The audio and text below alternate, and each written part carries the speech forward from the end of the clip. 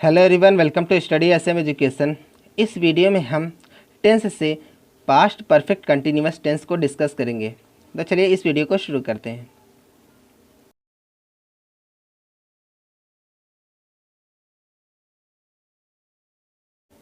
जैसे फ्रेंड्स, अगर हम पास्ट परफेक्ट कंटिन्यूअस की हेल्पिंग वर्ब देखें तो क्या होती है, हैड बीन होती है। और इसमें हमेशा ही हम वर्ब की आईएनजी फॉर्म मतलब वी1 प्लस आईएनजी यूज़ करेंगे। चलिए आगे देखते हैं। जैसे यहाँ पे क्या है, परफेक्ट कंटिन्यूस। तो परफेक्ट कंटिन्यूस का मतलब क्या होता है, इसमें वर्ब क्या रहती है, एक तो कंप्लीट रहती है मतलब पूरी हुई रहती है, और दूसरी क्या रहती है, कंटिन्यू भी रहती है। और जो सबसे ज़्यादा ज़रूरी, जो परफेक्ट कंटिन्यूस, चाहे कोई भी परफेक्ट कंटिन्यूस हो, चाहे प्रेजेंट परफेक्ट कंटिन्यूस हो, चाहे पास्ट परफेक्ट कंटिन्यूस हो, चाहे फ्यूचर परफेक्ट कंटिन्यूस हो, तीनों में क्या होना चाहिए, टाइम होना चाहिए। जैसे हम यहाँ किसकी बात कर रहे हैं, हम बात कर रहे हैं पास्ट परफेक्ट कंटिन्यूअस की। तो पास्ट परफेक्ट कंटिन्यूअस की हेल्पिंग वर्ब क्या होती है, हैड बीन। जो हैड बीन होती है वो हम सिंगुलर सब्जेक्ट और प्लूरल सब्जेक्ट दोनों के साथ ही हम हैड बीन यूज़ करते हैं। जैसे यहाँ पे हमारा क्या था, टाइम। तो टाइम टू टाइप्स का होता है, जैसे कि हम पहले ही डिस्कस कर चुके। तो टाइम होता है टू टाइप्स का होता है, एक होता है पॉइंट ऑफ टाइम और दूसरा हमारा क्या होता है, period of time. Point of time क्या होता है, पीरियड ऑफ टाइम क्या होता है, इसको हम पहले ही डिस्कस कर चुके हैं। तो इसमें हम सेम वही प्रोसेस रहेगा। इसमें पॉइंट ऑफ टाइम के लिए हम क्या यूज़ करेंगे, सिंस यूज़ करेंगे, और पीरियड ऑफ टाइम के लिए हम क्या यूज़ करेंगे, फॉर यूज़ करेंगे। तो चलिए आगे देखते हैं। जैसे पास्ट परफेक्ट कंटिन्यूअस का affirmative, negative, interrogative and interrogative negative sentence कैसे बनाते हैं, चलिए देखते हैं। जैसे हमारे यहाँ पे क्या है, एक तरफ है सिंगुलर सब्जेक्ट और दूसरी तरफ क्या है, प्लूरल सब्जेक्ट। तो चलिए सबसे पहले सिंगुलर सब्जेक्ट को देखते हैं। जैसे हमारा सेंटेंस है, he had been writing the novel for 2 days, मतलब वह 2 दिनों से नॉवेल लिख रहा था। अब यहाँ पे 2 days क्या है, पीरियड ऑफ टाइम है। और पीरियड ऑफ टाइम के लिए जैसा कि हम जानते हैं क्या है, यूज़ करते हैं, फॉर यूज़ करते हैं। और जैसा कि हम पहले ही डिस्कस कर चुके हैं कि चाहे वो सिंगुलर सब्जेक्ट हो चाहे प्लूरल सब्जेक्ट हो, दोनों के साथ हमें जो हेल्पिंग वर्ब यूज़ करनी है वो क्या यूज़ करनी है, हैड बीन यूज़ करनी है। और जो वर्ब की फॉर्म यूज़ करनी है वो कौन सी यूज़ करनी है, आईएनजी फॉर्म यूज़ करनी है, मतलब वी1 प्लस आईएनजी। चलिए देखते हैं इसका निगेटिव क्या हो जाएगा। जैसा कि हम जानते हैं कि निगेटिव सेंटेंस में जो नॉट की अंग्रेज़ी होती है, इंग्लिश होती है, वो हैड और बीन के बीच में लिखेंगे। जो क्या हो जाएगा हमारा, he had not been writing the novel for 2 days।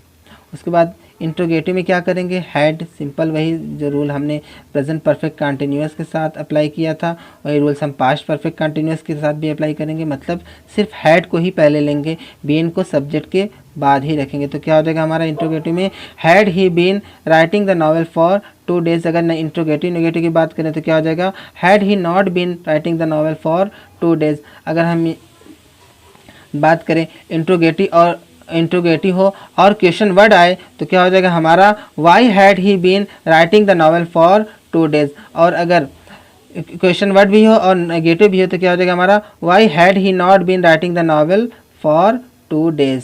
चलिए देखते हैं हम प्लूरल सब्जेक्ट का कैसे बनाते हैं।